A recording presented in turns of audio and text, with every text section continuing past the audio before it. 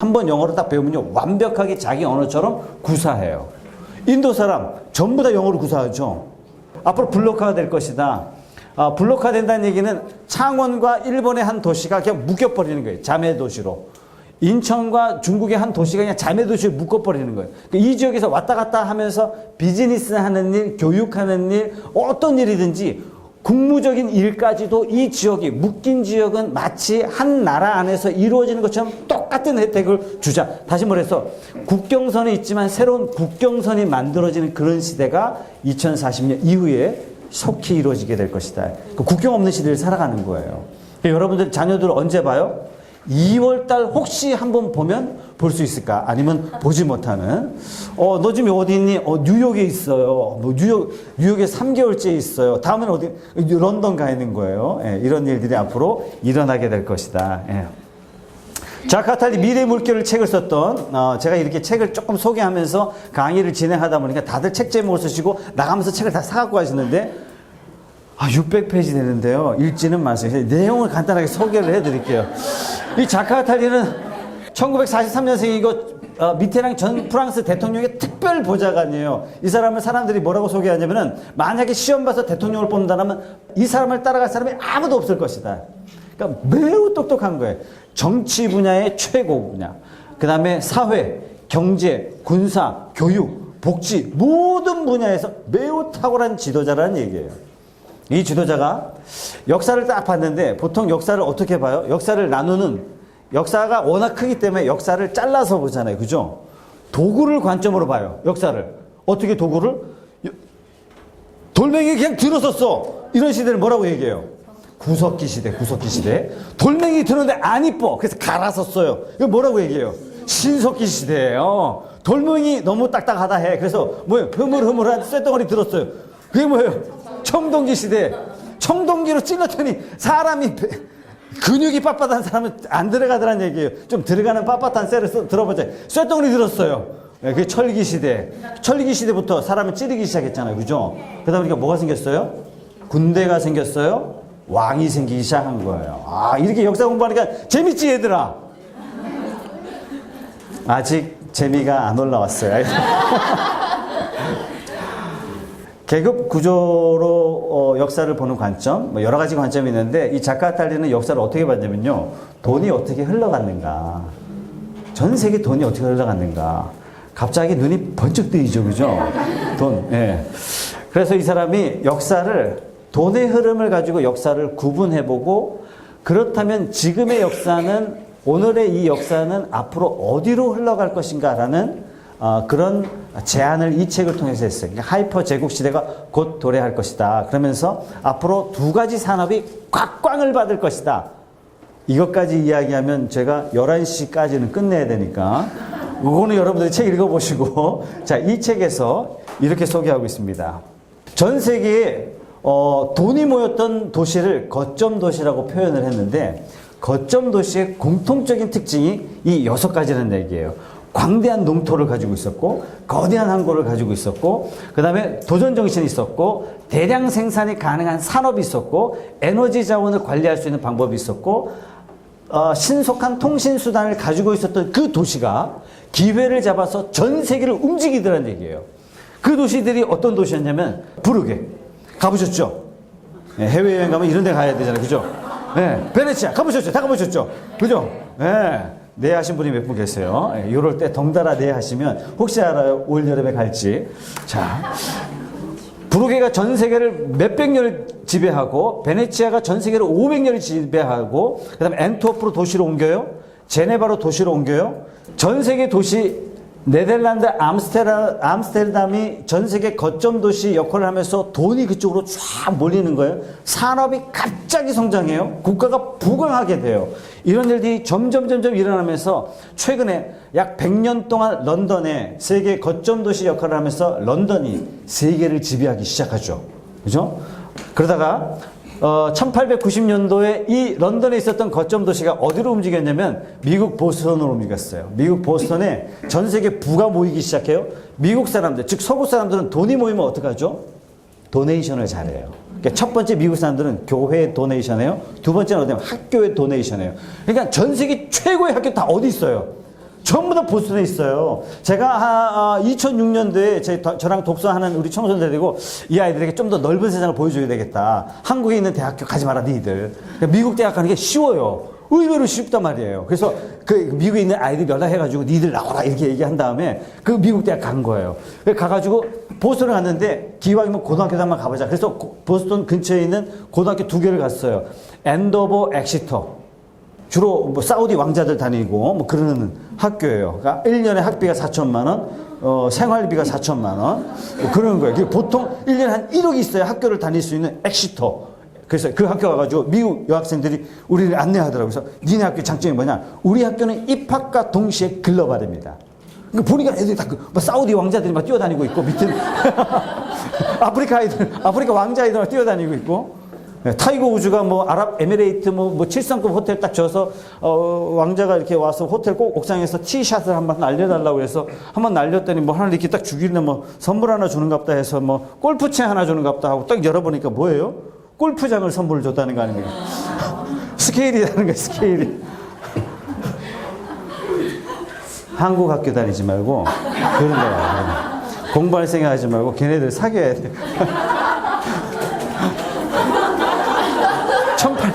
잘았지, 그지? 잘았지.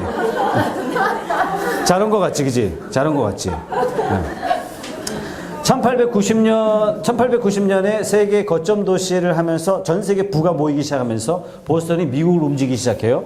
1920년, 딱 30년 지난 다음에 어떤 일이 벌어졌냐면 미국 보스턴에 갔던 세계 거점 도시가 1920년 미국 뉴욕으로 움직입니다. 미국 뉴욕이 세계 거점 도시 역할을 하죠. 지금도 마찬가지죠. 세계 금융, 세계 증권, 뮤지컬, 문화, 정치, 경제, 사회, 문화 모든 거에 세계 거점 도시 역할을 해. 이게 1970년도 어디로 갔냐면 미국 로스앤젤레스로 움직입니다. 자기가 조사를 해보니까 세계에서 가장 똑똑하다고 하는 자카탈리가 연구를 해보니까 세계 거점 도시들이 과거에는 500년을 세계를 지배하다가 움직이고 300년을 지배하다가 움직이고 100년을 지배하다가 움직이고 점점 시기가 짧아지면서 시기가 30년으로 짧아지는데 미국은 역사가 300년이 안 되는데 300년이 안 되는 이 미국이 세계를 움직여요. 어떻게 300년도 안 된 이 미국이 그러니까 세계를 움직이는 그런 강대국이 될 수 있었느냐? 거기에 대해서 자카탈리는 뭐라고 얘기하냐면 거점 도시를 연달아 3개를 가진 거예요. 그럼 앞으로 이 거점 도시 어디로 움직일 것인가? 움직일 때가 된 거거든요. 어디로 움직일 거야? 미국에 어떤 여타 도시 없다는 얘기예요. 어디로 움직이냐, 어디로. 그래서 자카탈리가 이 책을 통해서 이렇게 표현해 놨습니다. 뭐라 그러냐면 앞으로 거점 도시는 아시아로 움직이게 될 것이다. 중국의 인구가 지금 현재 14억. 앞으로 2030년 정도 되면 인도의 인구가 16억. 중국과 인도 합치면 몇 억이에요? 와, 지구의 절반이 거기 다 있는 거예요. 여기서 생산과 소비가 이루어지는 거예요. 앞으로 꿈이 뭐야? 저는 인도 가서 살래. 이 정도는 나와야 돼. 그 세계 최고의 부자가 나오는 거야. 알았지? 너 나중에 그런 다음에 이렇게 쌩 까면 안 돼.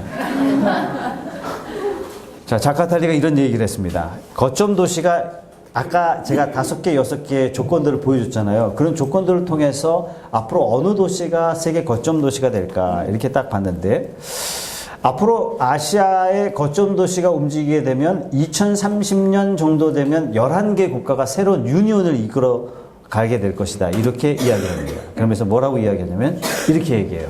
11개 국가가 세계를 이끌어 갈 것이다. 네.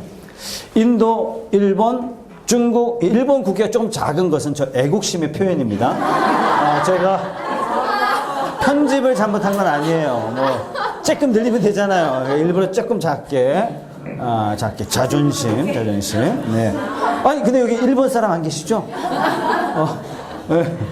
자, 어쨌든 간에 인도, 한국, 일본, 중국, 호주, 러시아, 남아공, 인도네시아, 브라질, 멕시코, 캐나다 이런 나라들이 지금 미국 중심의 세계 패권이 앞으로 11개 국가가 유니온을 이뤄서 11개 국가가 세계 경찰국가, 세계 무역조정국가, 세계 안전보장조정국가 역할들을 11개 국가가 할 거란 얘기예요. 문제는 미국 한 나라가 하면은 누구만 뜨면 돼요? 미국 대통령만 뜨면 되잖아요. 그러니까 미국 대통령 된 거 보세요. 이미 지위를 잃을 것 같죠, 그죠? 어쨌든 간에 11개 국가가 모였으면 어떻게 해야 되냐면 11개 국가 중에서 의장 국가가 나와야 된다는 얘기예요. 그래서 11개 국가 중에서 의장 국가가 될 나라 어떤 나라냐? 그랬더니 자카탈리가 그런 얘기에 제가 한 얘기가 아니라 대한민국이 의장 국가가 될 것이다. 놀랍지 않습니까? 야, 대한민국이 의장 국가가 되면 어떻게 돼요? 우리 친구들이 해외 나가면 격이 달라지는 거예요. 제가 봐도 한 곳밖에 없을 것 같아요. 그죠? 인도, 정말 손님만 바라보고 있는 저 나라에 무슨 희망이 있겠다. 그죠? 그죠? 중국 깡패 같은 나라잖아요. 그죠? 러시아 깡패 같은 나라. 그죠? 남아공, 캐나다, 멕시코 변방의 나라 아닙니까? 그죠? 인도네시아 더러운 나라 아니겠습니까? 그러니까 일본 얍삽한 나라 아니겠습니까? 11개 국가 중에서 대한민국밖에 없는 거예요. 그래서 우리 친구들은 절대로 대한민국 어디 뭐 삼성, LG 이런 삼성, LG 계십니까? 여기? 너무 좋은 회사 맞아요. 그러나 국제 공무원 됐어요. 유엔 가서. 아주 쉽습니다. 네, 갔어요. 네, 저는 우리 아이들 만나면 항상 그런 얘기 해요. 자, 그러면서 뭐라고 얘기하냐면 앞으로는 아시아가 세계를 지배하게 될 것이다. 그러면서 아시아의 거점 도시가 될 도시들이 몇 개가 있대요. 여기 상하이, 홍콩, 싱가포르, 나고야, 대만의 카오슝, 호주의 덴피어 여러 도시들이 있는데 자카탈리는 뭐라고 그러냐면 자기가 볼 때는 이 부산이 될 가능성이 굉장히 많다. 네. 제가 부산에서 왔기 때문에 그런 것은 아닙니다. 절대로 그런 건 아닙니다. 자카탈리가 본인의 책에 의심 가신다면 이 책을 꼭 교보에서 사서 보시기 바랍니다. 자, 앞으로 부산이 세계 중심 도시 역할을 감당하게 될 것 같다. 조건들을 다 가지고 있는 거예요. 한국만큼 빠른 정보통신국가 시스템이 달려 있는 나라가 어디 있겠습니까? 그죠? 부산이 갖고 있는 도시 뭐 있어요? 김해평야 가지고 있잖아요. 어마어마한 대단지. 이걸 전부 다 공단으로 바꾼다고 생각해 보십시오. 부산에는 이미 외국 자본들이 많이 들어오잖아요. 더 쉽게 외국 자본들이 쉽게 들어올 수 있고 여기서 산업할 수 있고 부산을 중심으로 할 수 있는 그런 시스템과 패러다임을 갖춰야 되는데 배 깔아앉고, 대책 없고, 이러다 보니까, 외국 사람들 다 딴 데 가버리고, 나 짓는 거 아니군요. 자, 한국이, 그동안 왜 거점 도시가 될 수 없었느냐? 이 책에서 자카탈리는 세 가지를 지적하고 있습니다. 특히, 첫째, 제조업을 통해서 얻은 이윤, 이동성, 기술 혁신, 운송 기술보다 관료들의 이익을 우선시했다. 굉장히 표현을 나이스하게 했지만, 이거 뭐예요? 부정부패가 많다. 두 번째, 한국 오랫동안 해양 산업을 소리해왔다. 그래서 지속적으로 해양을 제어할 수 있는 능력을 발전시키지 못했다. 아쉬운 거죠. 전 세계 어디를 가봐도 해양을 굉장히 소중하게 여기고 잘 다루죠, 그죠? 우리 친구들 혹시 꿈이 없다면 해양에 관계된 직업을 꼭 선택해 보세요. 자, 세 번째, 오랜 기간 동안의 자력으로 창조적 계급을 키우거나 외부로부터 이들을 받아들이는데 실패했다. 한국은 뭐죠? 계급사회. 계급사회다 보니까 아무리 대학 졸업했는데 아무리 똑똑하고 아무리 뛰어나고 아무리 대단하고 그래도 무조건 뭐부터 시작해요? 대리님이 신문 갖고 와! 그러면 신문 갖다 주는 것부터, 커피 갖고 와! 그러면 커피 갖다 주는 것부터 그거부터 시작해야 돼요. 근데 미국은 내가 이걸 하나 잘 만들었어요. 잘 만들어서 이 제품 때문에 회사 이윤이 주식이 30% 이상 뛰었어요. 그 사람 바로 이사예요. 22살이지만 그냥 이사예요, 이사. 그러니까 이사가 팀 회의를 해요. 그러면 머리 허연 사람, 이게 중년, 이런 사람들이 따라다니면서 회의를 한단 말이죠. 이게 자유로워요. 근데 우리나라는 그게 안 돼. 언제 해요? 연말에 포상할게. 연말까지 사람이 계속 자라나? 그 다음에 못한 일도 하고 또 못하게 찍히기도 하고 미운 털 박히기도 하고 그럼 연말에 뭐만 기억해요? 미운 털 박힌 것만 기억한다니까 대한민국 사람들은. 히딩크가 성공한 이유는 뭐냐면 딱 하나죠. 우리나라의 계급 구조를 깬 거예요. 그러니까 국가대표 축구 선수로 대표팀에 들어가면 막내면 어떻게 해요? 형님 양말 빨아와야 돼. 그러니까 형님 테이블에서 밥을 먹을 수가 없어요. 그러니까 중국에서 제가 살아보니까 중국 사람들의 문화가 뛰어난 점이 몇 가지가 있는데 그 중에 하나가 존댓말이 없어요. 전부 다 누구를 만나도 너 밥 먹었니? 이거지. 밥 잡수셨습니까? 진지 잡수셨습니까? 이런 표현이 없어요. 미국도 그렇죠. 나이가 분명하게 있어요. 계급도 분명하게 있어요. 서열도 분명하게 있어요. 그러나 말은 대등해요. 말이 대등하니까 커뮤니케이션이 너무 자유로워요. 그러니까 우리나라는 말이 대등하지 않죠. 그러니까 표정이 발달하지 않았어. 그래서 우리 항상 머리 숙이고 있어야 돼. 히딩크가 뭘 깼냐면 이 조직을 깨버렸어요. 막내와 최고참이 함께 자라. 함께 밥 먹어라. 그러니까 말을 쉽게 해라. 형 동생처럼 해라. 다 깨버렸잖아요. 그러니까 그라운드에서 그렇게 단 한순간에 판단해서 패스를 공을 날려야 되는데 이게 마음이 하나가 되니까요. 이 되는 거예요. 지금은 어떤 지도자를 데리고 와도 그때처럼 안 되잖아요. 그죠? 바로 창조적인 계급을 만들어냈다. 어떻게 우리가 이걸 만들어내느냐. 이거 참 중요한 과제인 것 같습니다. 말을 조금만 더 빨리 하겠습니다. 싱가포르의 이광유 수상입니다. 20세기에 나온 최고의 지도자죠. 토니 블레어 수상이 뭐라고 표현했냐면 이걸 영어로 표현하면요. The greatest leader예요. 살아있는 사람에게 The greatest leader라는 표현을 안 한단 말이죠. 물론 이분 돌아가셨습니다. 쓰레기 같은 나라를 30년 만에 세계 최고의 나라로 만들었어요. 이분의 삶 자체가 청렴한 생활했어요. 인류국가로 꿈을 꿨어요. 탁월한 독서 생활했어요. 환경의 법을 맞출 줄 아는 탁월한 안목을 가지고 있습니다. 자기 며느리가 부정부패하자 그냥 사형시켜버립니다. 이 조그만 나라에 국가 지도자가 신뢰를 받을 수 없다면 국가의 미래는 없다 이거예요. 없다. 누가 지금 총리하고 있어요? 그 아들이 총리하고 있습니다. 이 정도 결단과 소신을 가지고 있다면 총리해라 이거예요. 지도자 세워나가는 거예요. 미국 아이가 싱가포르 와서 일반 법을 어겨요. 도로 표지만 꺾고 돌멩이 던져서 공용 주차장에 있는 차들 깨부수고 붙들어다가 반 죽여놓자. 이게 싱가포르 법이거든요. 싱가포르 법은 이렇게 휴지를 딱 떨어뜨려도 30만 원. 차 창문 열고 침 뱉으면 100만 원. 이게 이제 싱가포르 나라죠. 이 싱가포르의 이 경범죄를 청소년 어떻게 처벌하냐면 빠따 5대, 빠따 15대 상황에 따라서 미국 사람 입장에서는 매 맞는 게 불가능하죠. 예, 폭력이 불가능한 나라가 미국 사람 아닙니까? 그래서 절대로 안 된다 그랬어요. 그렇기 때문에 미국 대통령이 이 사람에게 직접 전화까지 했지만 때렸어요. 왜요? 자국의 법을 존중해달라는 철학이에요. 국가 지도자가 법을 어기고 예외를 자꾸 만들어내서 어떻게 국민에게 신뢰를 얻어낼 수 있냐 얘기예요. 이 지도자가 우리나라에 2번 왔습니다. 2번 와서 다 똑같은 얘기를 했어요. 대한민국 희망이 있습니까? 없습니다. 왜 없습니까? 정치인들의 부도덕, 경제인들의 부도덕, 이게 정리되지 않는 한 대한민국 희망 없습니다. 그러나 대한민국 국민성 자체가 빠르게, 그 다음에 매우 지능이 뛰어나다는 걸 나는 알고 있습니다만 불가능합니다. 이 사람이 이렇게까지 이야기했습니다. 어떻게 이 사람이 오늘의 싱가포르를 만들었느냐? 독서의 상상력으로 지금의 싱가포르를 만들었습니다. 지금의 싱가포르는 원래 나의 독서의 상상이 하나의 실체로 나타난 것 뿐입니다. 이 사람은 어떤 사람이었냐면요. 책을 통해서 국가의 미래를 만들었던 사람이다. 이렇게 말씀드릴 수 있습니다. 네, 거실 보여드리겠습니다. 친구 딱 데려와서 야, 너 뭐 먹고 싶어? 이렇게 물어보는 거죠. 삭스핀! 고래 지느러미? 그래, 알았어. 유달리 오늘 해파리 냉채가 먹고 싶네. 우리 해파리. 네. 빌 게이츠의 거실이라고 이야기합니다. 대단하죠. 이 정도는 한번 살아봐야 안 되겠습니까? 이 사람이 이렇게 얘기해요. 오늘날 나를 만든 것은 동네 공립도서관이었습니다. 훌륭한 독서가가 되지 않고는 참다운 지식을 갖출 수 없습니다. 문자 텍스트는 여전히 최소한 매일 밤 1시간, 주말에는 서너 시간. 일주일에 몇 시간씩 읽어요? 10시간 책 읽는 거예요. 그러니까 저도 많이 읽다 보니까 1시간 반이면 적당히 한 권 정도 책을 읽는다 치면, 짧은 걸 1시간이면 읽는다 치면 이 사람이 한 달에 30권에서 50권 정도의 책을 읽는 거예요.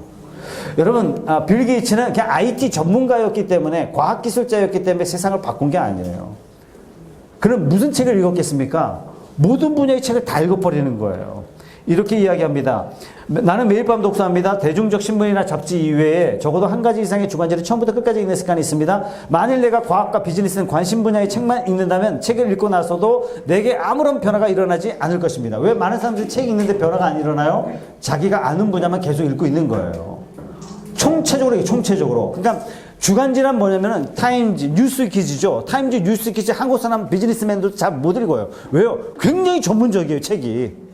정치 분야의 섹션이 몇 개 나눠요. 정치, 경제, 사회, 문화 딱 섹션이 정확하게 나눠져 있고, 일간지는 각 일간사마다 탁월한 논술위원들이 글을 써내지만 주간지는 틀려요. 월간지는 굉장히 틀립니다. 한두 단계 업그레이드된 논필들이 글을 써대죠. 그리고 전문 용어가 풀어지지 않은 그 상태로 그대로 그냥 표현돼요. 그러니까 이해를 못하는 거예요. 그 분야를 알지 못하면 글을 읽을 수가 없을 정도로 매우 전문적이에요. 그러니까 빌 게이츠가 정치, 경제, 사회, 문화 모든 전문적인 글을 읽고 해득해낸다는 얘기는 뭐냐면 그만큼 독서 능력이 매우 뛰어나다는 얘기예요. 이 독서 능력이 뭐냐면 세상을 보면서 미래를 보는 해안을 갖고 있는 거예요. 이런 탁월한 안목. 주간지 읽자이제부터.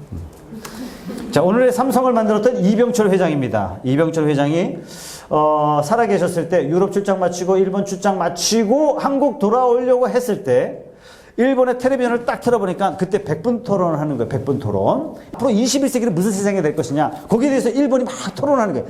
뛰어난 사람, 그다음에 외국인 이런 몇 사람들이 딱 나와가지고 막 자기들끼리 토론하는데 이병철 회장이 이제 일본어가 좀 되시니까 딱 듣는데 뭐 반도체 왔다 대머리다, 반도체 끝내 저머리다, 뭐 이런 얘기를 막 하고 있길래 야 반도체가 뭐냐 그랬더니 자기 참모들에게 물어보니까 아 반도체 아무도 몰라요. 한국에 그런 게 없으니까. 그래서 야 반도체에 대한 자료가 있냐, 그러니까 한국에 전문가 있냐, 없대요. 그래서 야 그러면 한국 돌아가는 거 일단 미루고 일본의 서점에 반도체에 관계된 자료들이 있는지 찾아보자. 그래서 반도체에 대한 자료들이 막 가지고 한국에 돌아오셨어요. 그래서 반도체에 대한 책들을 막 읽고 결단을 내리셨어요. 이제 삼성은 전자로 간다. 전자로 간다. 그때부터 삼성전자를 만들기 시작했는데 그때 삼성을 만들어서 지금 어떻게 됐어요? 미국 영화 한번 잘 보세요. 미국 영화 배우들이 삼성 핸드폰 들고 나와요. 삼성 텔레비전을 보고 있어요. 이게 뭐냐면 삼성의 영향력이 그만큼 커졌다는 얘기죠. 일본의 소니, 파나소닉, 아이오와 메이저 15개 전자회사의 궁극적인 목적은 뭐냐면 15개 회사가 삼성을 타도하자예요. 그만큼 삼성이 커진 거죠. 지금은 어떻게 돼 있습니까?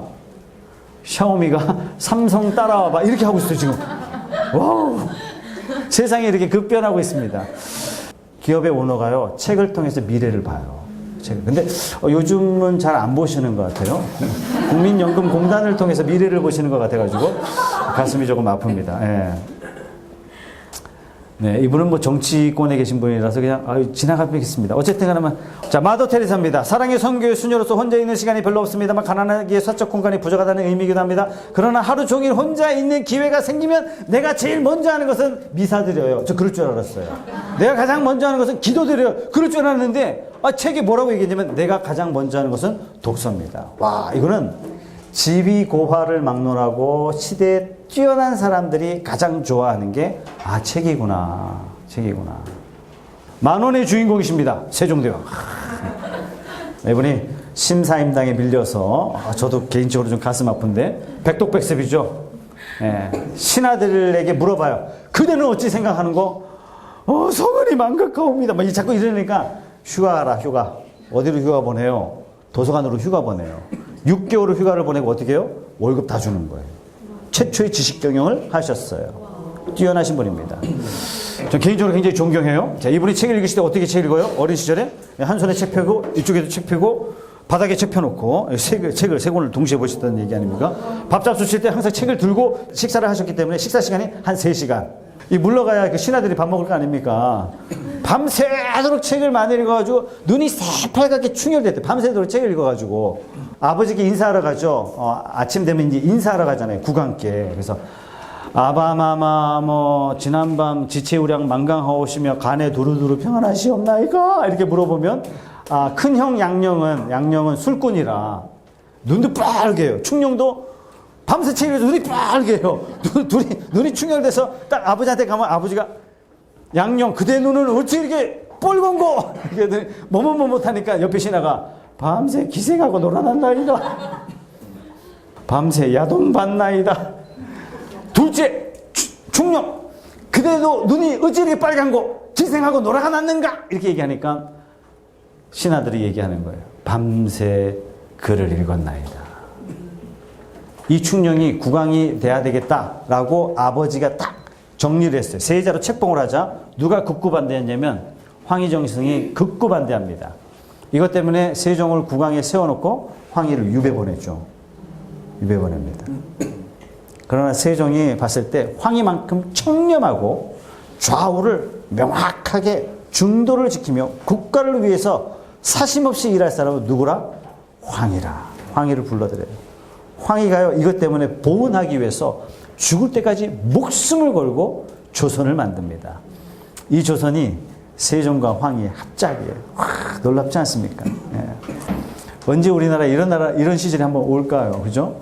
어쨌든 이 세종은요, 독서에 탁월했어요. 어린 시절에 책만 읽는 샌님이었어요. 왜 황희가 반대했냐면, 어찌 국가를 운영하는 데 있어서 책만 읽는 샌님이 국정을 맡을 수 있겠습니까? 이거는 실전입니다. 실전. 그래서 유배당했어요. 그런데 이 책을 읽고 깊이 비전을 봤던 세종이요, 국가를 다 바꿔놨어요. 대한민국 역사상 가장 찬란한 시대를 만들어놨습니다. 한글은요, 프랑스 학회가 얘기해요. 프랑스 국어학회가 뭐라고 얘기했냐면, 인류가 만든 가장 위대한 창조물은 한글이다.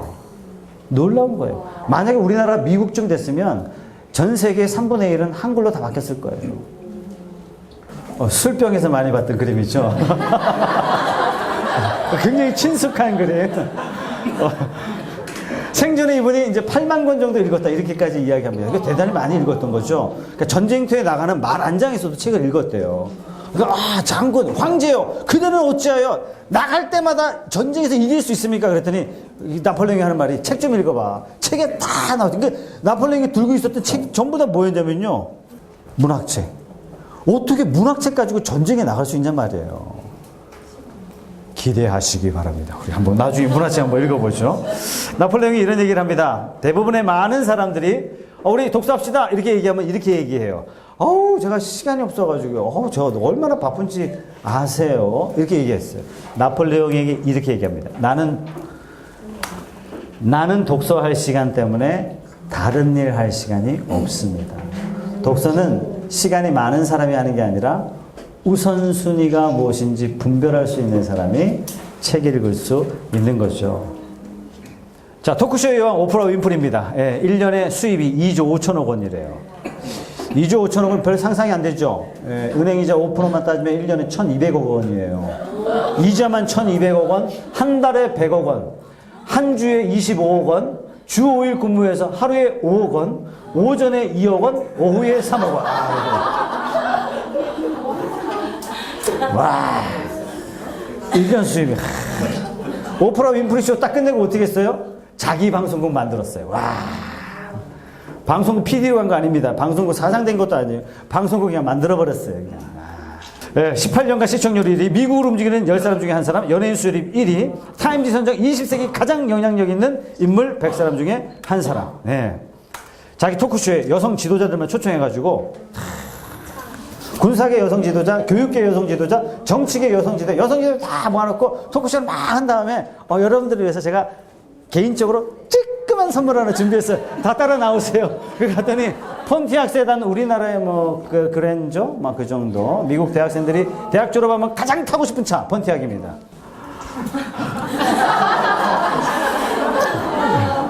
니네들이 그래, 니네들이 그렇게 해, 니네들이 그렇게 해. 내가 방송국 갈게.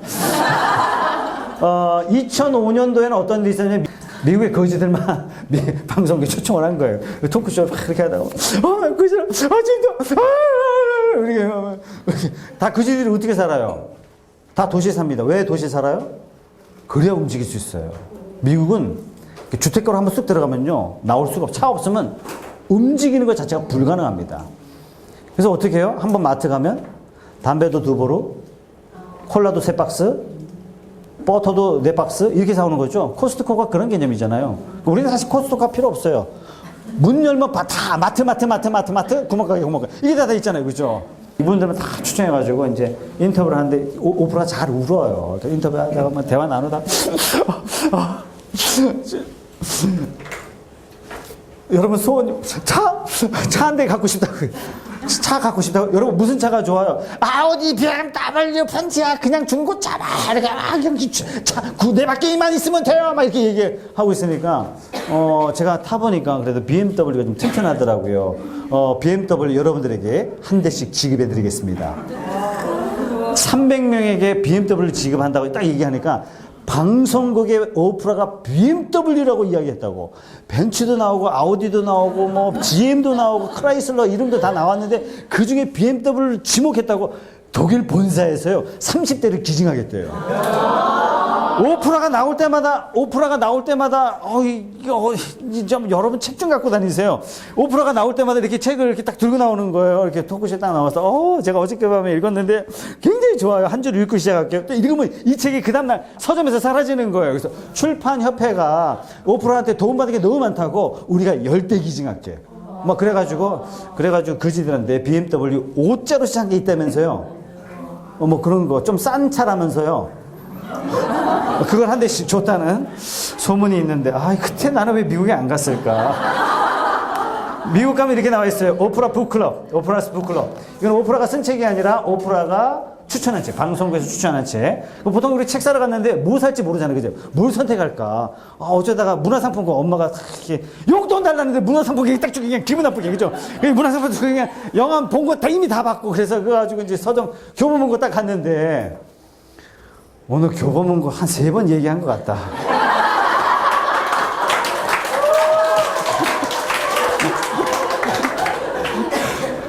책 사고 싶은데 못 골라서 책 못 사잖아, 그치?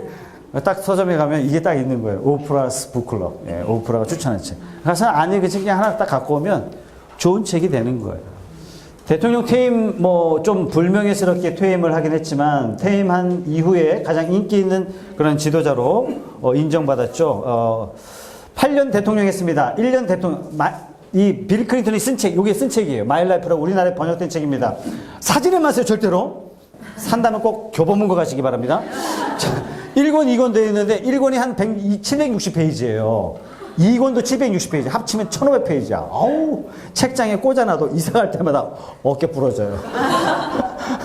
자, 1권 755페이지쯤, 제가 기억이 잘 안 나는데 755페이지쯤 가면은 빌 클린턴이 이렇게 고백해놨어요. 뭐라 그랬냐면, 대통령 1년 하고 나니까 못 해먹겠다. 너무 힘들다. 평상시에 결제가 66관. 중동에 총알 하나 날아갔다. 북한에서 미사일 쐈다. 그러면 결제가 400개로 늘어난대요. 해외 순방 간다. 그러면 검은 양복 입은 애들이 주주주 따라오잖아요. 뭐 갖고 타요? 결제판 틀고 타는 거예요. 결제판 틀고. 비행기 안에서도 빌 클린턴. 여러분, 이 몇 번을 해야 460개가 그만 지나간단 말이에요. 근데 이것도 그냥 비리비리비리 하면 돼요? 아니요. 생각하고 결정하고 사인을 해야 된단 말이죠. 모든 게 다 판단이에요. 못 해먹겠다는 얘기예요. 근데 이 사람이 딱 2가지를 하고 대통령 나머지 7년이 너무 편했대요. 그게 뭐냐면 이 2가지가 이거예요. 첫째, 아침 독서 2시간. 아침 5시에서 7시 이 2시간은 자기가 책을 읽는데요. 7시 이후에는 이제 참모들이 쳐들어오는 거예요. 각하 일어나시죠. 세수하시죠. 밥 같이 먹죠. 아무것도 못 한다는 얘기예요. 그러니까 아침 7시에 일어나서 그때 아무도 없는 그 시간에 자기는 독서한다고. 이 책 읽기가 자기 대통령 7년 생활을 가장 행복하게, 다른 것도 행복한 것도 있었겠습니다만 어쨌든 간에 허리우드의 자니 그랜트라는 사람이 있습니다. 미국 허리우드를 움직이는 정신적 지주 같은 역할을 했던 사람인데, 이 사람이 이런 얘기를 합니다. 하루 일과 중에 30-40% 시간을 책 읽기에 할애하지 않으면 이 허리우드에서 버틸 수가 없습니다. 여러분, 허리우드에서 버틸려면 깎아대고 빼대고 막 미성년자 있으니까 어쨌든 간에 자꾸 이렇게 가꾸고 그러면 되는 거 아니에요? 아니에요. 그거 이쁜 것들은 어디 가서 데려올 수 있고 만들 수도 있다는 얘기예요. 근데 위대한 작품은 어디서 나오냐? 영혼에서 나온다는 얘기예요. 배너의 주인공 찰턴 헤스턴, 배우들이 존경하는 가장 뛰어난 인물 중에 한 사람이죠. 그 사람은 어떻게 연기한다고요? 배역을 딱 맡으면요, 그 시대 역사, 그 인물에 대한 것 완전히 해독한다는 얘기예요. 책을 깊이 읽어나가는 거예요. 이 독서가 뭘 만드냐면 최고의 배우를 만들어요. 마찬가지로 감독이 되었던, 스텝이 되었던, 원작자가 되었던, 각색자가 되었던, 시나리오만 만드는 사람이 되었던, 이 허리우드에서는 반드시 책을 읽지 않으면 안 됩니다. 텔레비전 쇼에 나와서 이렇게 얘기했어요. 어떤 집에서 책을 읽는 것은 매우 중요합니다. 허리우드에서도 독서는 모든 것을 이끌어가는 엔진입니다. 오늘 여러분들과 함께 독서 포럼, 창원 나비 이렇게 주최로 여러분들과 함께 이렇게 대화 나누게 돼서 저는 굉장히 행복해요. 교통방송, 극동방송 이런 데서 책을 자꾸 소개하는 일들을 하고 있고, 또 토요일마다 또 청소년들하고 책 읽기 운동을 지금 하고 있고, 책 읽는 거 결코 쉽지는 않습니다. 결코 쉽지는 않지만 책 읽는 과정 자체가 매우 행복한 일이고, 저는 우리 청소년들, 초등학생 청소년들이 다른 것보다도 책에 좀 미쳤으면 좋겠다 하는 그런 생각이 개인적으로 좀 되고, 자기가 좋아하는 책 좀 많이 읽고, 그래서 부모님이 원하는 사람 말고, 세상이 원하는 사람 말고, 내가 원하는 세상을 만들어갈 수 있는 그런 주도적인 우리 청소년들이 됐으면 좋겠습니다. 이런 바람을 가지고 첫 번째 시간 여기서 그냥 브레이크하고 잠깐 쉬는 시간 가지고 두 번째 시간 갖겠습니다. 수고하셨습니다. 감사합니다.